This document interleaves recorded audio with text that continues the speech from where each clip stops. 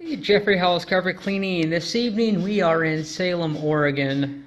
Got this this house out here I'm doing for a friend at work, or a friend at church. Basically, we're looking at about 5 areas. We've got this living room area, dining room, or I guess this would be a formal living room, and this would be like a dining room, living room area. So maybe 3, and then 3 bedrooms, 6 areas. We got a hallway. We don't count those as areas. Besides, this one's pretty small. So just a pretty general bedroom. Previous tenants did not have animals, so we're not having to scrub for animals, but we're probably going to CRB it anyways, because that is the most thorough means of cleaning the carpets anyways, because it just gets in there and does a real good thorough job. So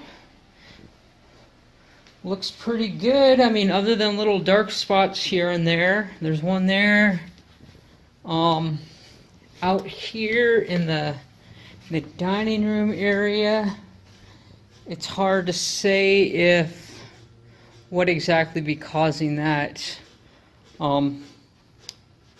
Maybe that is just all foot traffic, but see how the carpeting actually looks like it's rising up a little bit, like there's more padding there than around the other areas. So my thought is perhaps the table was here, foot traffic went around it, and then, you know, put a lot of compression on the padding and kind of flattened it out. And then the center area is areas does feel a little more squishy here. So that's my thought, and that's why it's a little darker there, is because it's actually standing out from the surrounding carpeting. So I'm going to go ahead, I'm going to make up some pre-spray because we just thoroughly vacuumed everything, and then we'll go from there.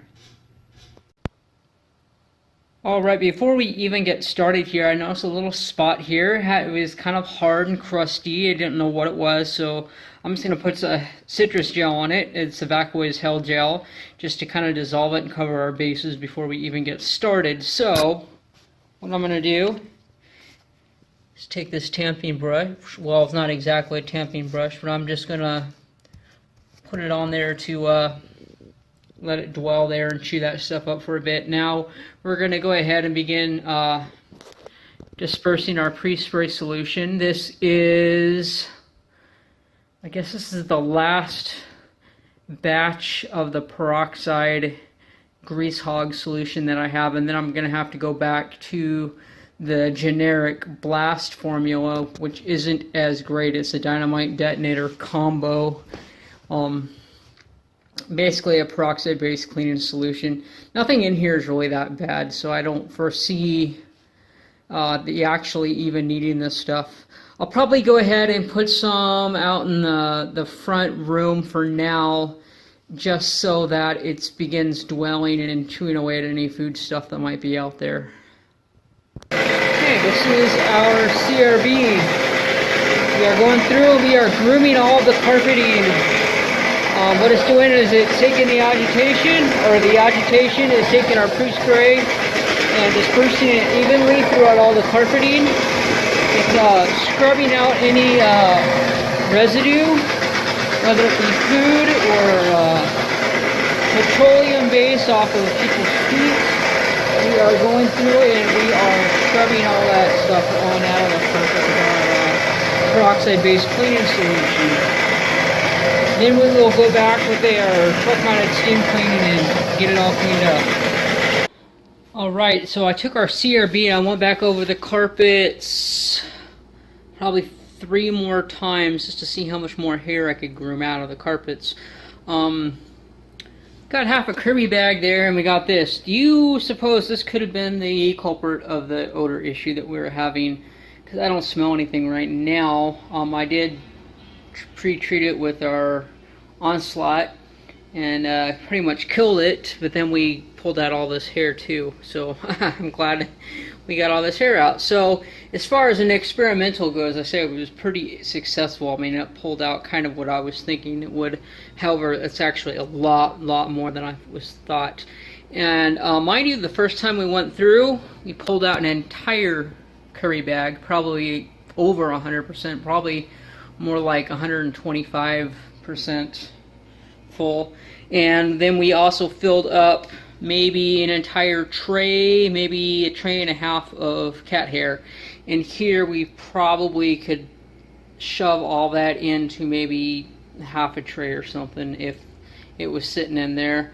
Or actually, no, we could shove that all into one little corner, but usually it comes up kind of dispersed all over the place. It doesn't like get all compact into one area. And this is very light and fluffy, so I have no idea how much we would even be able to hold. But anyways, we got a heck of a lot out. And now I'm going to go back. I'm going to put some peroxide-based cleaning solution on the traffic area in front of the doorway right over here. I mean, it looks pretty good. But we're going to do it anyways for good measure, and we are going to CRB that in, and I think we're going to call it good. I think they look absolutely beautiful. It smells much better in here, and we got tons of hair out. Alright, so this was encapsulated. At first, I was thinking I was going to go through and do an extraction, but it got pretty late, pretty quick, and I don't know what the noise ordinances are around here, but I went ahead and any individual little spots, I just treated them by hand and got them all cleaned up, and it turned out very nice. Those little spots there, I think, are where furniture and things, you know, it's where the carpet isn't sitting exactly flat, because when I was standing over them, it could be wet too, because there were a few spots that I treated along here. But anyways, got it all out and it looks beautiful. I groomed the carpets out. Grande groom. No raking. All we do is grooming because we're professional.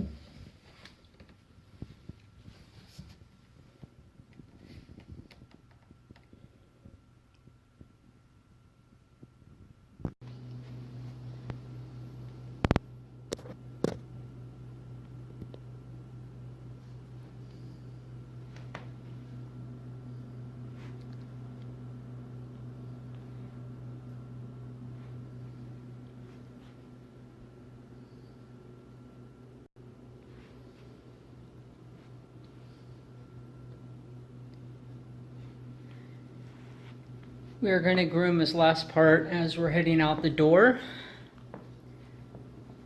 Jeffrey Howells Carpet Cleaning, Southeast Portland, 503-939-0534. Catch you in the next video. Thank you for watching.